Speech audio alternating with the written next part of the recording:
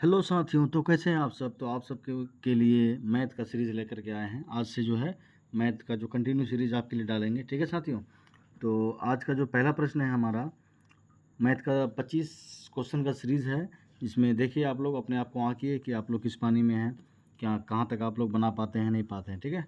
तो इसी तरह से डेली जो है आपके लिए मैथ का सीरीज़ लेकर के आएंगे ऑब्जेक्टिव का, और जहाँ तक हो पाएगा आपको समझाने का भी प्रयास करेंगे और आंसर भी देने का प्रयास करेंगे। आप लोग अगर चाहते हैं तो सवाल को पढ़ के पहले ही कमेंट में अपना आंसर दे सकते हैं। ठीक है साथियों, चलिए पढ़ते हैं आज के सेशन का पहला प्रश्न। हमारा पहला प्रश्न है दो संख्याओं का एचसीएफ।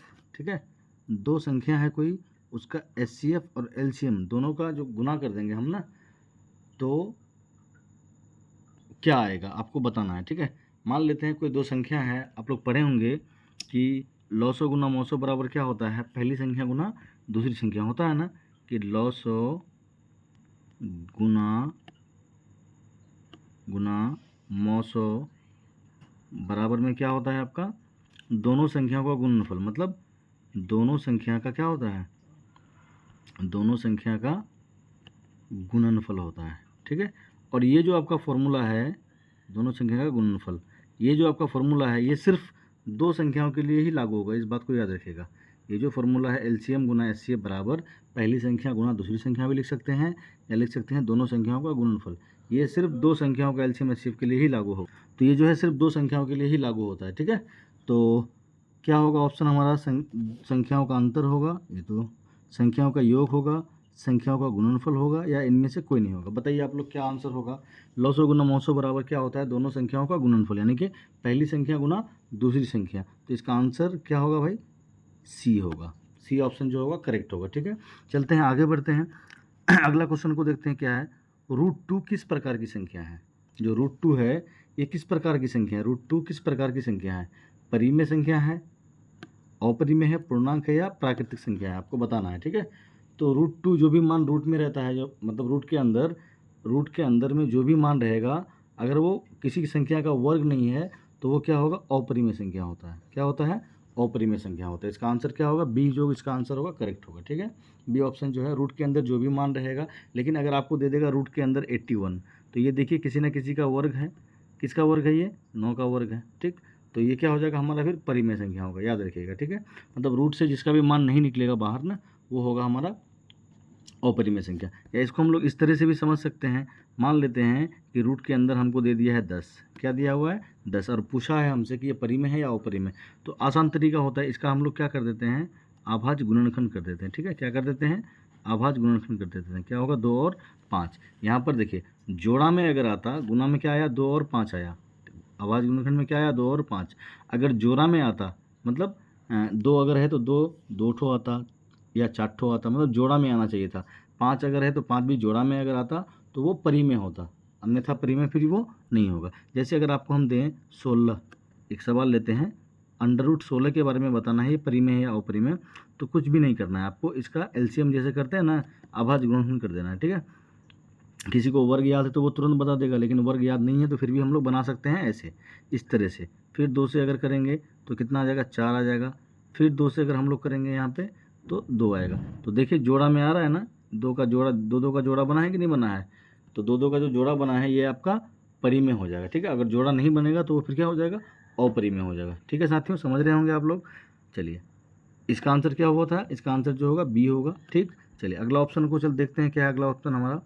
यदि अल्फ़ा बीटा, अल्फ़ा और बीटा, अल्फ़ा और बीटा, ठीक है, यदि अल्फ़ा और बीटा मतलब द्विघात बहुपद या द्विघात समीकरण का जो पहला शून्यक होता है उसको बोलते हैं अल्फ़ा, दूसरा शून्य को क्या बोलते हैं, बीटा। ठीक है, द्विघात समीकरण के मूल है, मूल कहें या शून्यक एक ही बात है। ठीक है, या मूल बोले या शून्यक बोले एक ही बात है, कभी कभी हल भी लिखा हुआ रहता है तो वो एक ही बात है। ठीक है, अल्फा और बीटा द्विघात समीकरण के मूल हैं, तो अल्फा प्लस बीटा बराबर क्या होगा, मतलब शून्यकों का योग। अल्फा प्लस बीटा को क्या बोलते हैं, शून्यकों का योग। क्या होता है, शून्यकों का योग बराबर -b/a होता है। क्या होता है, -b/a, याद रखिएगा। चलिए आगे बढ़ते हैं चौथा प्रश्न में। चौथा प्रश्न है क्या है चौथा प्रश्न आपका, देखते हैं चौथा प्रश्न हमारा कि x² - 5x + 6 = 0 है। ठीक है, ये सवाल है हमारा, क्या है, x² माइनस में है 5x, ठीक, प्लस में है 6 और बराबर में है हमारा 0।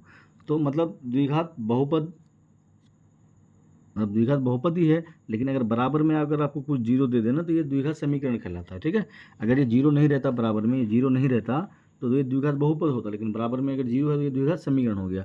तो इसका हम लोग हल निकालने के लिए, मूल निकालने के लिए क्या करते हैं, जो बीच वाला पद है ना उसको दो भागों में ऐसे बांटते हैं कि जोड़ने घटाने पर जो है ना 5, जोड़ने घटाने पर कितना आए, जोड़ने घटाने पर आपका 5 - 5x ही आए, और गुना करने पर हमारा कितना आ जाए भाई, 6x² आ जाए। ठीक है, तो x² -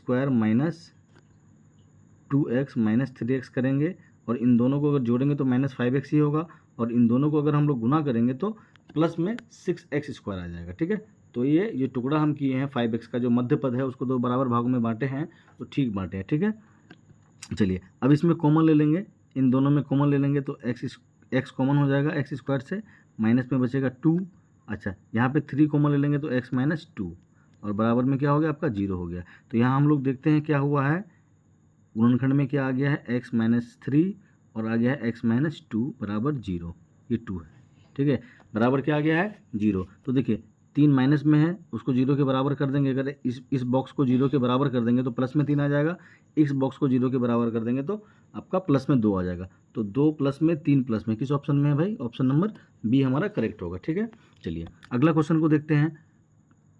5 नंबर प्रश्न, यदि दो रेखाएं समानांतर है, दो रेखाएं क्या है, समानांतर है, मतलब कोई भी हल नहीं होगा ना, दो रेखाएं समानांतर है, मतलब अगर ग्राफ बनाएंगे हम लोग, अगर ये ग्राफ बनाते हैं, देखिए ये x अक्ष है और ये हमारा y अक्ष है, और दोनों रेखाएं जो है ना क्या इस तरह से समानांतर आ रही है, तो क्या ये दोनों रेखाएं एक दूसरे को कभी काटती है, नहीं काट रही है। समानांतर का मतलब होता है कि दोनों रेखाएं एक दूसरे को कभी नहीं काटेगा। ठीक है, तो उनके गुणांक अनुपात क्या होंगे, तो बोल रहा है कि ऐसा कंडीशन होने के लिए क्या होना चाहिए, तो ऐसा कंडीशन होने के लिए ना क्या होना चाहिए, अगर ऐसा होगा a1/a2 बराबर नहीं होगा b1/b2, तो रेखाएं ना एक दूसरे को एक बार काटेगी, इस तरह से रेखाएं प्रतिच्छेदी होगी और केवल एक हल होगा, इसको याद रखना है। ठीक है, अगर तीनों बराबर हो जाए ना, तीनों बराबर हो जाए तो रेखाएं जो है ना संपाती होगी और अनेक हल होगा, इसको भी याद रखना है, रेखाएं संपाती और कितना हल, अनेक हल। ये वाला आंसर जो होगा हमारा करेक्ट होगा, मतलब a1/a2 बराबर होगा b1/b2, लेकिन बराबर नहीं होगा c1/c2 के। ठीक है, तब रेखाएं क्या होगी, समांतर होगी, याद रखिएगा आप लोग। ठीक, चलिए अगला क्वेश्चन को देखते हैं।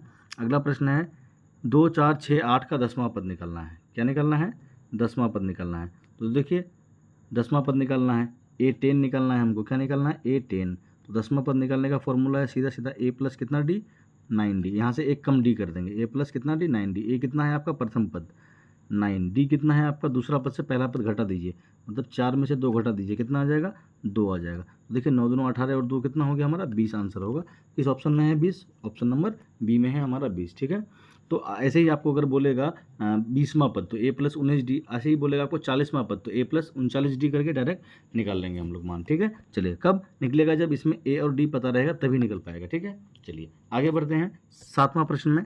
7वां प्रश्न क्या है हमारा, यदि दो त्रिभुजों के कोण बराबर हों, दो त्रिभुज है, ठीक है, दो त्रिभुज है, उसका कोण क्या है भाई, बराबर है, मतलब एक त्रिभुज ये है, ठीक, और एक त्रिभुज ये है। ठीक है, इसका कोण बराबर है, मतलब ये वाला कोण इसके बराबर है, ये वाला कोण इसके बराबर है, ये वाला कोण इसके बराबर है। ठीक है, बराबर है। ठीक है, तो वे क्या होंगे, यहाँ पे सिर्फ कोण बराबर है, क्या बोल रहा है, कोण बराबर है। ठीक है, ऐसा नहीं बोल रहा है कि भुजाएं भी बराबर है, अगर भुजाएं भी बराबर होता तो ऑप्शन ए हो जाता, सर्वांग सम, मतलब सभी अंग समान होता। ठीक है, लेकिन सिर्फ बोला है कि कोण बराबर है, तो ये क्या हो जाएगा, समरूप हो जाएगा, समान रूप हो जाएगा। ठीक है साथियों, तो 7 का आंसर क्या हो जाएगा हमारा बी। देखिए ये स्पीड में इसलिए हम जा रहे हैं कि हम जानना चाहते हैं कि आप लोग जो है ना कितना आप लोगों की तैयारी है नहीं है, इसलिए थोड़ा तेज़ी से हम जा रहे हैं। आप लोग भी फटाफट कमेंट में अपना आंसर देते जाइएगा कि 7 का आंसर क्या होगा, 1 का आंसर क्या होगा। ठीक है, चलिए 8 नंबर प्रश्न है, पाइथागोरस प्रमेय किन त्रिभुजों पर लागू होता है। जो पाइथागोरस प्रमेय है आपका, ये कर्ण स्क्वायर बराबर h² बराबर p² प्लस b², इसी को बोलते हैं पाइथागोरस प्रमेय। ये जो है ना सिर्फ समकोण पर लागू होता है, किस त्रिभुज पर लागू होता है, समकोण त्रिभुज पर लागू होता है। ठीक है साथियों, चलिए अगला 9 नंबर सवाल पढ़ते हैं। आप लोग भी आंसर दे सकते हैं कमेंट में फटाफट से, जल्दी जल्दी। Sine square plus cos square का मान क्या होता है, तो sine square plus cos square का मान होता है 1, याद रखिएगा। अब यहाँ से आपको सवाल कभी कभी पूछ देगा, सिर्फ कैसे पूछ देगा कि इस तरह से पूछ देगा आपको, आप लोग थोड़ा देखिए कैसे पूछेगा। आपको सवाल पूछ सकता है 1 माइनस कोस स्क्वायर थीटा बराबर क्या होगा। ठीक है, तो देखिए यहाँ पर बराबर में क्या आ जाएगा आपका 1 आ जाएगा। इस कोस को उठा के उधर लेके चला गया, इधर क्या बचा आपका सिर्फ साइन स्क्वायर, तो साइन स्क्वायर वाला ऑप्शन हो जाता। तो इसको तोड़ मरोड़ करके ना बहुत सब सवाल बन सकता है, ठीक है। नेक्स्ट वीडियो में बनाने का प्रयास करेंगे। आज सिर्फ जो है ना आप लोगों को जांचने के लिए ये सीरीज बनाया गया है। आप लोग कमेंट में आंसर दीजिए कि आप लोग किस पानी में अपने आप को आंकिए, ठीक है। इसलिए इजी प्रश्नों का सीरीज लाए हैं आज। चलिए अगला क्वेश्चन को लेते हैं 10 नंबर। कोस 60 का मान क्या होगा? कोस 60, तो कोस 60 का मान बोला है, तो कोस 60 का मान क्या हो जाएगा आपका 1/2 हो जाएगा, ठीक है। चलिए फटाफट आप लोग ना आंसर देने का प्रयास कीजिएगा। गोले का आयतन बराबर क्या होता है कमेंट में बताइए फटाफट। गोले का आयतन क्या होता है, ठीक है। अर्धगोला नहीं है, पूरा गोला है, तो गोले का आयतन क्या होता है आप लोग बताइए फटाफट कमेंट करके। तो 4/3 पाई आर क्यूब। गोले का आयतन क्या होता है 4/3 पाई आर क्यूब। यहाँ पे अर्धगोला रहता अगर तो 2/3 पाई आर क्यूब हो जाता, ठीक है। चलिए आज का जो सेशन है ना बहुत मतलब सिंपल सा सेशन है, बिना कलम उठाए आप लोग बना सकते हैं और इजी प्रश्नों को लेके आए हैं। इसलिए लाए हैं कि आप लोग को पता चले कि आप लोग का जो तैयारी किस तरह से है नहीं है, ठीक है। इसलिए जो है छोटा छोटा प्रश्नों को लेकर के आए हैं। इसके बाद धीरे धीरे सीरीज बढ़ते जाएगा, प्रश्नों का लेवल भी बढ़ते जाएगा, ठीक है। चलिए 12 नंबर प्रश्न, एक घन की भुजा कितना है भाई? घन की भुजा जो दिया हुआ है आपको 10 सेंटीमीटर है, ठीक है। तो आयतन निकालना है। तो आप जानते हैं ना घन का आयतन बराबर क्या होता है, भुजा क्यूब होता है, मतलब ए क्यूब होता है।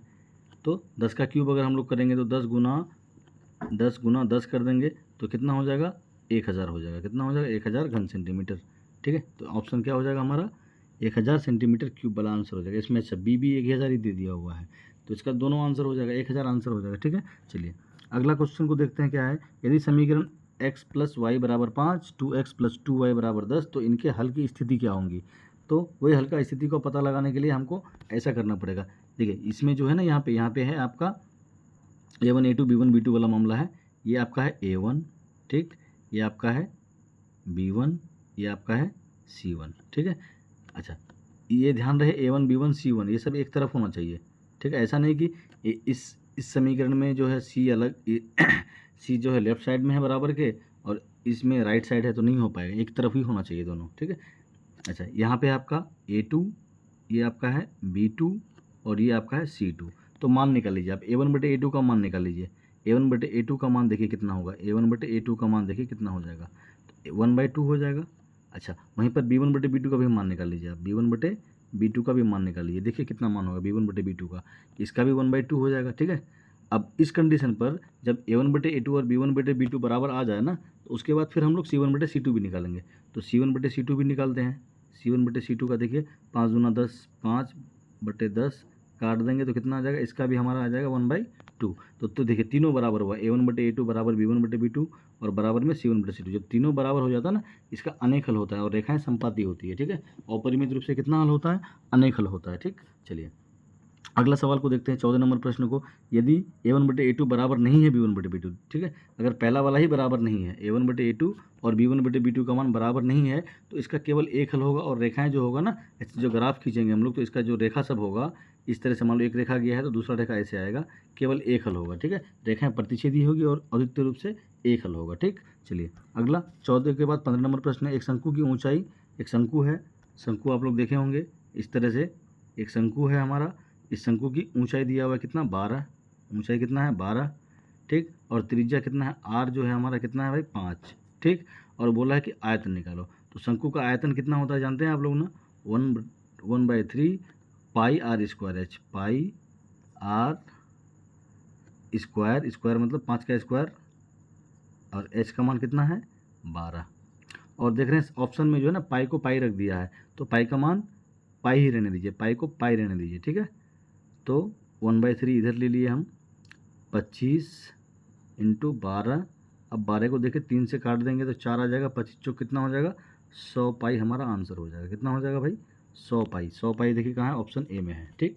चलिए अगला क्वेश्चन को देखते हैं। 16 नंबर प्रश्न क्या है।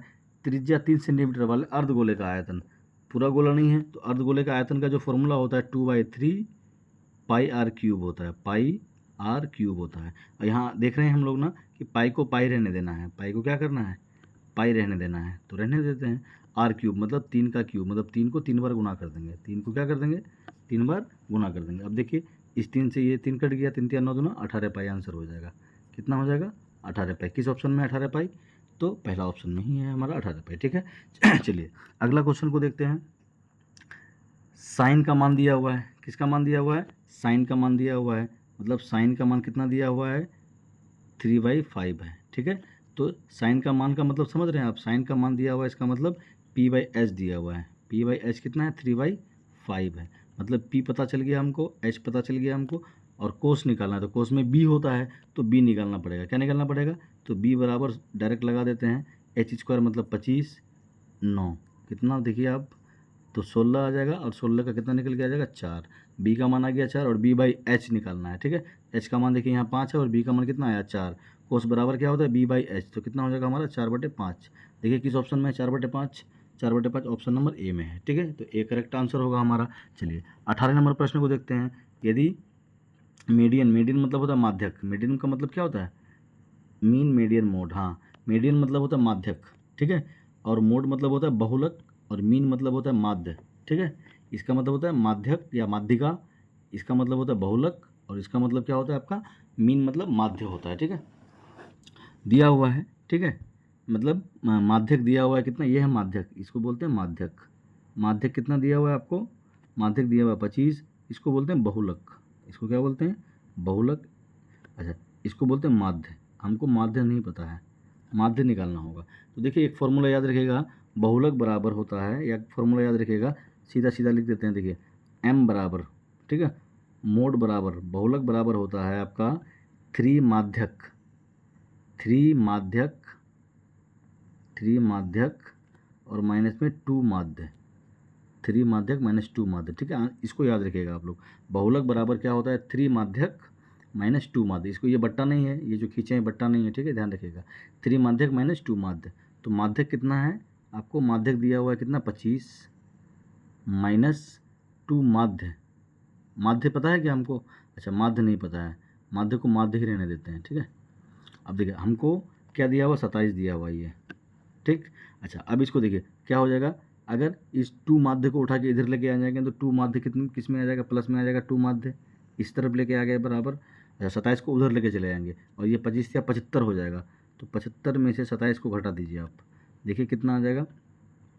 अगर 75 में से घटेगा 27 तो 15 में गया तो 8 और 4। ठीक, अब इस 2 से काट दीजिए तो 24 आ जाएगा। माध्य कितना आ जाएगा हमारा, 24। एग्जाम में जो ना यही सब सवाल को पॉइंट पॉइंट में दे देगा। ठीक है, ध्यान रखिएगा, इस फॉर्मूला को याद रखिएगा। बहुलक बराबर होता है कितना हमारा, 3 माध्यक माइनस 2 माध्य। बाकी इधर उधर करके मान निकल जाएगा, कभी 2 ठो मान दिया हुआ रहेगा, माध्यक और माध्य दिया हुआ रहेगा, बहुलक निकल जाएगा, बहुलक और माध्यक रहेगा, माध्य निकल जाएगा। ठीक है, इन 3 में कोई 2 मान दिया हुआ रहेगा, तीसरा मान आप लोग इस फॉर्मूला से निकाल सकते हैं। ठीक, चलिए 18 के बाद 19 नंबर है।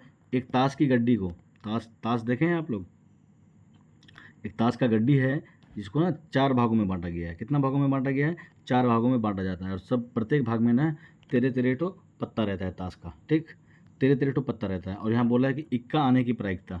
तो चारों भाग में ना इक्का होता है, 1 से लेकर 10 तक होता है। उसके बाद होता है किंग क्वीन और जैक, फिर 1 से 10 तक होगा, फिर किंग क्वीन और जैक, फिर 1 से 10 तक होगा किंग क्वीन और जैक, फिर 1 से 10 तक होगा किंग क्वीन और जैक। ठीक है, एक भाग को बोलते ईट चीड़ी, इस तरह से अगर लिखे ना हम, ईट, ठीक है, ईंट होता है। उसके बाद क्या होता है, उसको बोलते हैं चिड़ी, हुकुम, ईंट चिड़ी हुकुम, और एक और कोई होता है, थोड़ा ध्यान से उतर रहा है मेरा। ठीक है, ईंट चिड़ी, चिड़ी हुकुम, और एक होता है क्या ईंट चिड़ी हुकुम, और एक क्या होता भी है। ठीक है, तो 2 जो होता है कालापन होता है, 2 होता है लालपन। तो 13 इसमें होगा, 13 इसमें होगा, 13 इसमें और 13 इसमें, टोटल पत्ता कितना हो जाता है, 52। टोटल कितना, 52। और हमको क्या बोला है कि इक्का, तो इक्का यहाँ पर भी होगा, यहाँ पर भी, यहाँ पर भी, यहाँ पर 4। तो ऊपर में 4 से काट देंगे तो 13 आ जाएगा। कितना आ जाएगा, मतलब 1/13 जो हमारा क्या हो जाएगा, आंसर हो जाएगा। आज डीपली नहीं बता रहे हैं आपको, क्योंकि आज का जो सेशन है ना आप लोगों की जांच के लिए है। ठीक है, आप लोग मतलब अपना तुरंत आंसर देने का प्रयास कीजिएगा, जल्दी जल्दी आंसर देने का प्रयास कीजिएगा, जिससे कि आपको भी पता चले कि मैथ में जो है आपका लेवल कैसा है, किस तरह से तैयारी है, नहीं है। ठीक है, इसलिए जो है ना आज डिटेल बता भी नहीं रहे हैं। ठीक, जल्दी जल्दी आंसर लाना है, और आप लोग प्रयास कीजिए कि मतलब हमसे, मेरा आंसर देने से पहले आप लोग आंसर फटाफट कमेंट में फेंक दीजिए एकदम। चलिए, तो क्या आंसर हो जाएगा हमारा, 1/13। किस ऑप्शन में 1/13, पहला ही ऑप्शन में हमारा 1/13। फटाफट मारेंगे आंसर। ठीक है, वीडियो भी कभी छोटा होगा। चलिए अब एक सवाल और है, समरूप वाला सवाल है। ठीक है, 2 त्रिभुज, एक त्रिभुज ये, एक त्रिभुज ये, दोनों समरूप है। ठीक है, और भुजा जो है ना, भुजा का अनुपात दिया हुआ है। ठीक है, जब भी 2 त्रिभुज अगर समरूप होगा ना, तो भुजाओं का जो अनुपात होगा वो क्या होता है कि भुजाएं समान अनुपात में बांटी होती है, और यहाँ पे संबंध दिया है कि क्षेत्रफल का अनुपात निकालना क्या है। तो देखिए क्षेत्रफल का जो अनुपात निकालेंगे ना, भुजाओं के अनुपात का स्क्वायर होता है, स्क्वायर कर दीजिए बस, सीधा सीधा निकल जाएगा। एक ये वाला ऑप्शन हो जाएगा बी हमारा, ठीक है, 1:4 हो जाएगा। ठीक, चलिए उसके बाद 21 नंबर है, त्रिभुज का शिखर इतना इतना हो तो त्रिभुज का क्षेत्रफल बराबर क्या होता है। फटाफट आप लोग आंसर देने का प्रयास कीजिए। त्रिभुज का क्षेत्रफल तो आप जानते हैं, शॉर्टकट तरीका भी बताएंगे हम अगले सेशन में, जो अगला सेशन लेके आएंगे। x1 का मान कितना है भाई 0, और y2 y3, देखिए ये वाला तो ऐसे ही 0 हो गया। फिर क्या हो जाएगा हमारा x उसके बाद x1 के बाद क्या हो जाएगा x2 y3 8 है, y3 माइनस y1 0 है। ठीक, अच्छा फिर उसके बाद x3 क्या है 0 है, तो ये वाला बॉक्स भी क्या हो जाएगा 0 हो जाएगा, मतलब ये बॉक्स 0 रहेगी आपका। और यहाँ पे 8 6 के 48, 1/2 इंटू 48, सीधा सीधा निकाल लीजिए। इसका शॉर्टकट तरीका भी आपको बताएंगे हम, ठीक है, अगले वीडियो में। तो 48 काट दीजिए, 24 वर्ग मात्रा का जाएगा आंसर। आंसर क्या हो जाएगा हमारा बी हो जाएगा, ठीक है। 21 हो गया। 22 नंबर प्रश्न को देखते हैं। किसी द्विघात बहुपद का विवर्तक डिस्क्रिमिनांट, विवर्तक को क्या बोलते हैं, विवेचक भी बोलते हैं। विवेचक शून्य है, विवेचक क्या है शून्य, मतलब ये कि b² - 4ac बराबर 0 है। ठीक, या इसको ऐसे भी बोलेगा d बराबर क्या है 0 है, तब दोनों मूल क्या होता है समान होता है। जब d बराबर 0 हो जाए तो दोनों मूल क्या होता है समान होता है, ठीक है। चलिए अगला क्वेश्चन को देखते हैं। 22 के बाद 23 नंबर प्रश्न।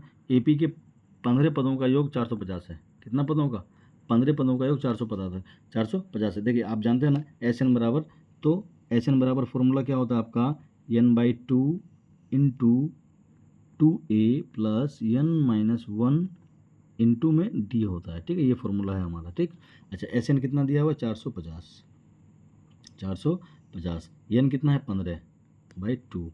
ए हमको पता ही नहीं है, ए हमको पता है, ओह ए पता है, देखिए प्रथम पद 10 दिया हुआ है, तो 10 ए की जगह 10 10 दूना 20, n पता है 15 -1 और d हमको नहीं पता है, तो ये बस निकल गया d यहीं से। देखिए यहीं से अगर हम लोग करेंगे तो 450 गुना में आ जाएगा 2 हमारा, और भागा में हमारा कितना आ जाएगा 15 आ जाएगा, भागा में आ जाएगा यहाँ 15, ठीक है, ये 15 भागा में आ गया ये। अच्छा बराबर में हो जाएगा हमारा कितना यहाँ पे 14 दूना मतलब 20 प्लस 14, चलिए इसको गुना ही रहने दीजिए इस तरह से ऐसे।